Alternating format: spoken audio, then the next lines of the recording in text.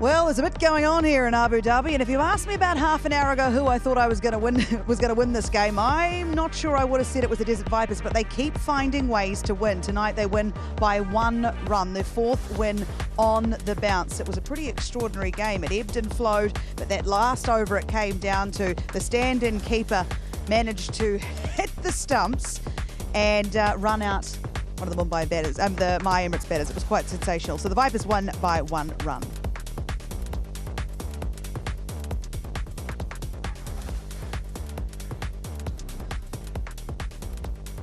Hello everyone, thank you so much for joining us here on Cricket Safari. Well, I tell you what, like I mentioned, bit going on here, and I'm not just talking about the people that I'm standing with. I've got Mike Hazeman, Wasim Akram, and Sam Curran. Look, Sam, congratulations. I think we'll start with that. What happened out there? What happened? Because for all intents and purposes, I thought had it for a bit there, but how do you keep finding ways to win? I don't actually know. I think we could easily be 1 from 4, I think, at this stage. But somehow, I think that's good signs for the team. I think we're way off. But what a weird game of cricket. I felt, when I batted, certainly, it felt like a really tricky wicket to get going on. We thought double-paced? Just a bit of everything, yeah. Felt good at times, didn't feel as good. One of those where we felt, luckily, a couple of good hits towards the end from Dan and snuck up to 160, which we thought was defendable. And then MI came out, played extremely well.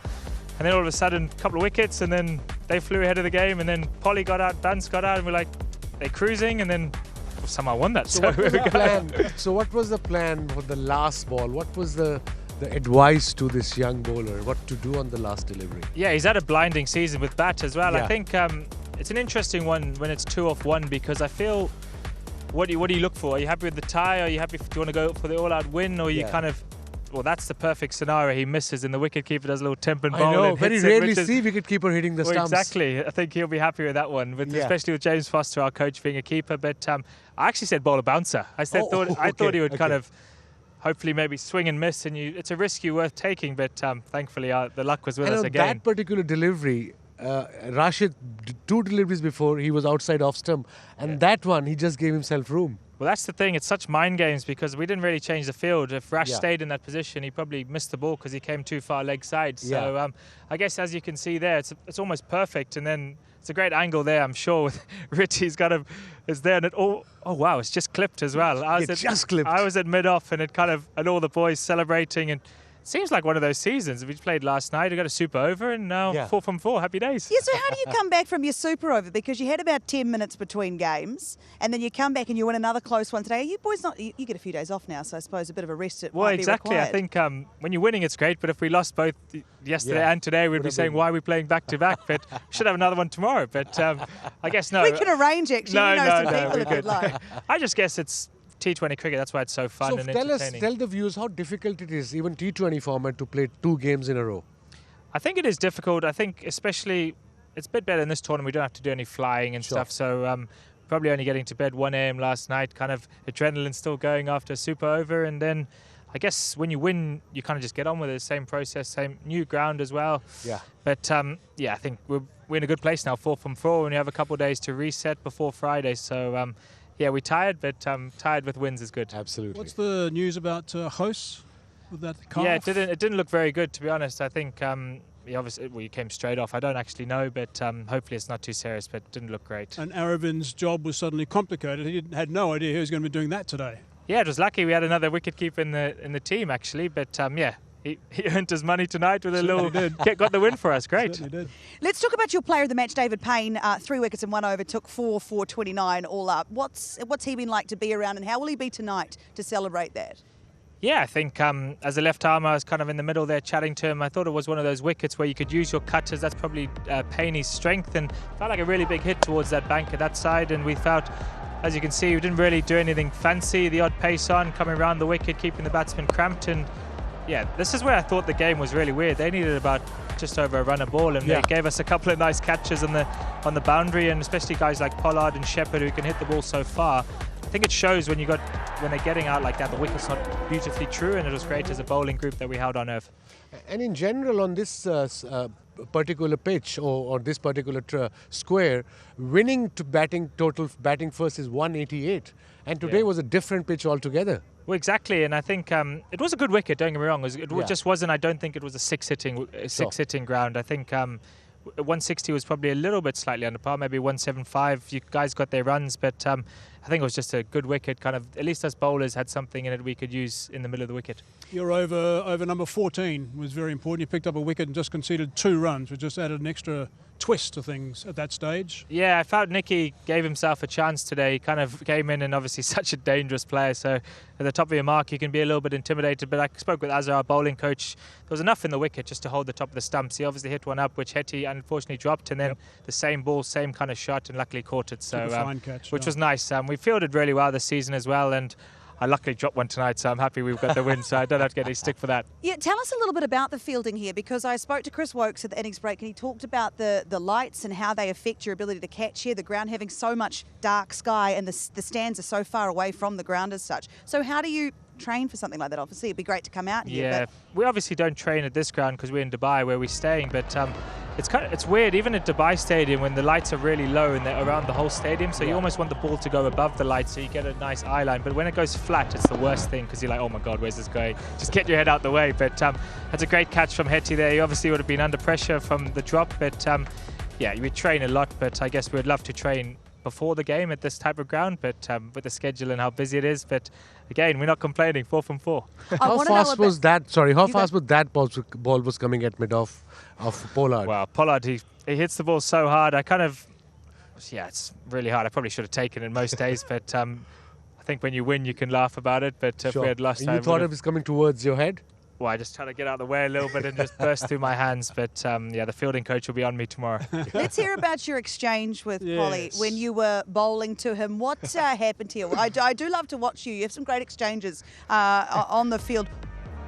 I know Polly quite a bit, but he gave me a bit of stick when I went into bat. I blocked the first one, really nice defence, and he said it was a test match quality defence, and then I said, well, he's copied me with the kind of, he's walked down and given it shoulders arms. So we had a bit of banter. I kind of said, Polly, this is proper test cricket. So we had a bit of a laugh. He's such a quality player, and he's coached me in a few teams as well. So just a bit of banter out there. Did you say something as you released the ball? Did you scream his name out as you released the ball then?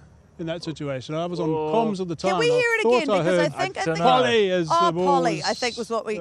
Because I actually really thought when he came out to bat, I knew he'd walk down at me. He's got that kind of intimidating walk that he does at the bowler, but I may have done, but it's kind of just. Oh, Polly, I think is what really? I could make out. Yeah, you did. Just quality test match cricket that.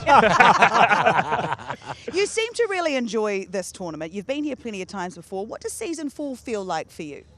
I think the weird thing for me, a great thing for me, is that I've come back to this team for the 3rd season in a row. Same sort of coaches, same sort of players, and I think the tournament's picking a bit of momentum because I feel like we're getting used to the grounds. The standard feels a lot more, feels higher this year. Absolutely. I feel like the players that have come this year, and maybe just because of the windows, it doesn't overlap with the other tournament as much. So we've got quite a lot of the guys who play in South Africa actually playing here as well. So that's quite nice. Kind of, I spoke to Johnny earlier. He's going to the South Africa League after this tournament. So it's kind of the overlap, but I think it's obviously the no travel as well is great for us players. We get good rest days, and kind of when we turn up to games, we feel a lot fresher, I guess. But yeah, it's a great climate, great country, and yeah, enjoying it. And it's quite remarkable the number of close games. I mean, that's the thing I've noticed coming here and working on this one. Well, exactly. I think this time of year as well, with the dew, it feels like there's a bit more dew this year. So I think the toss has become a little bit important. Especially in December. Exactly. So the last time we played was in January, so kind of conditions slightly different. But yeah, I think it's great. Everyone wants to play in close games, especially when we're winning. Because I kind of spoke to our boys.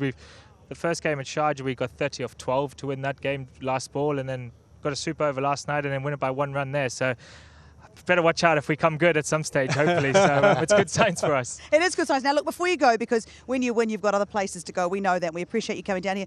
We just have a quick question about the Nicky Curran stumping, or almost stumping, could be, should be stumping. You were out there, I believe, at the time. Any idea as to what was going on here?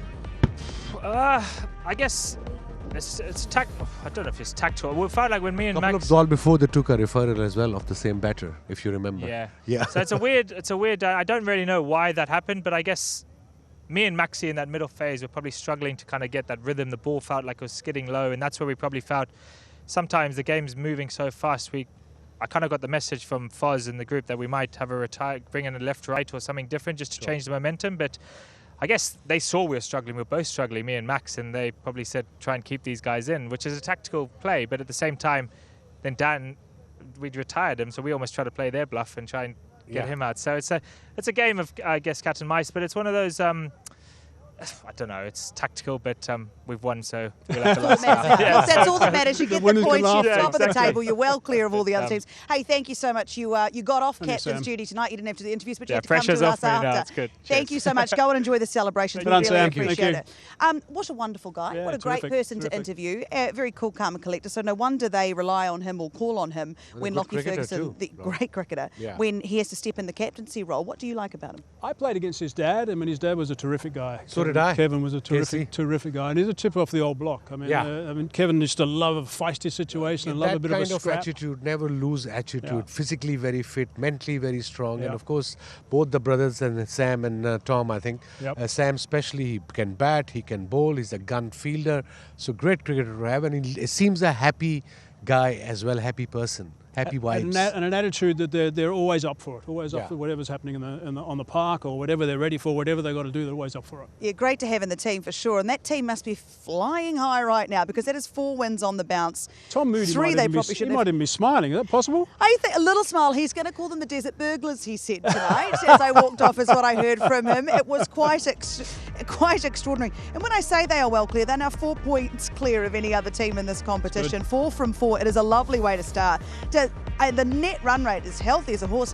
But so what do you do in this situation? You don't want to drop games, of course, but the pressure's off in a funny sort of way.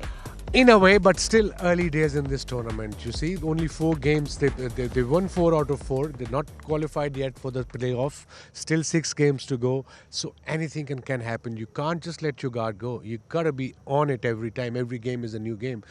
Unless until you make sure you qualified for the top 4, then you can relax a bit and maybe try new players. But before that, you got to play every game with 100% effort. So you wouldn't be rotating players until you qualify? No, I wouldn't be doing that. They're going to have to rotate one, of course. Maybe one or two. I mean, that's a big blow because he was obviously striking the ball beautifully and scoring some runs. And also doing the keeping job. So he was playing 2 roles. But it gives an opportunity for someone else to come in and take over and grab that opportunity.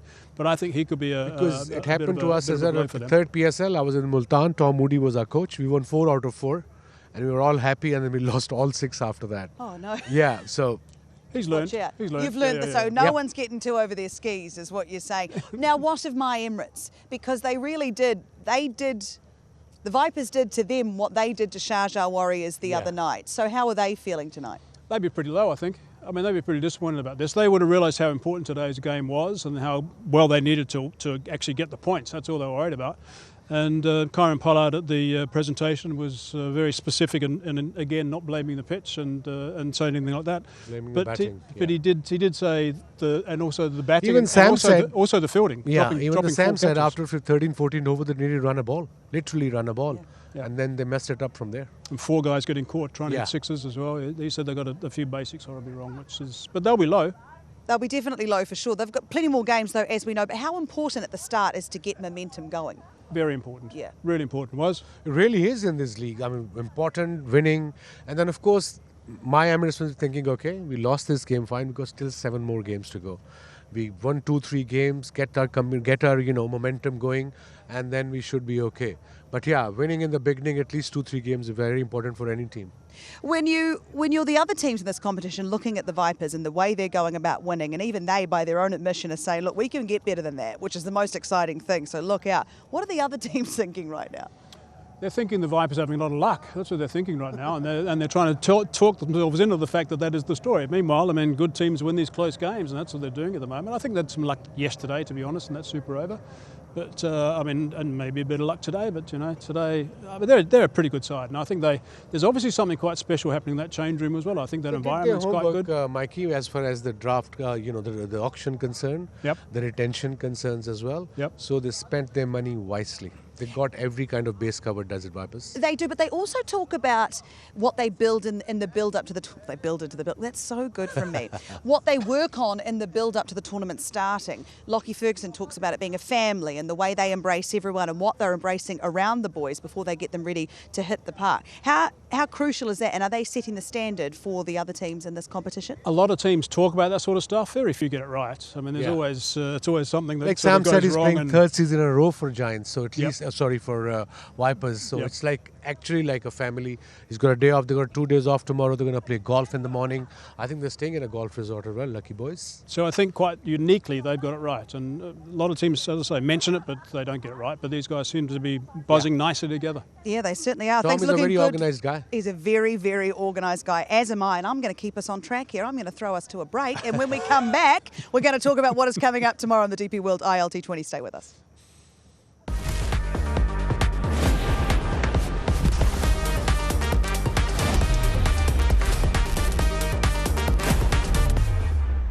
Welcome back to Cricket Safari. Thank you so much for joining us. Well, a heck of a night here in Abu Dhabi. The Desert Vipers, they've done it again and they are top of the table. They take the points. My Emirates are asking all sorts of questions of themselves and I'm going to ask those questions to these fine gentlemen beside me. I've got Rohan Gavaskar and Darren Ganga. And Darren, what happened there? Mai won't be happy about that.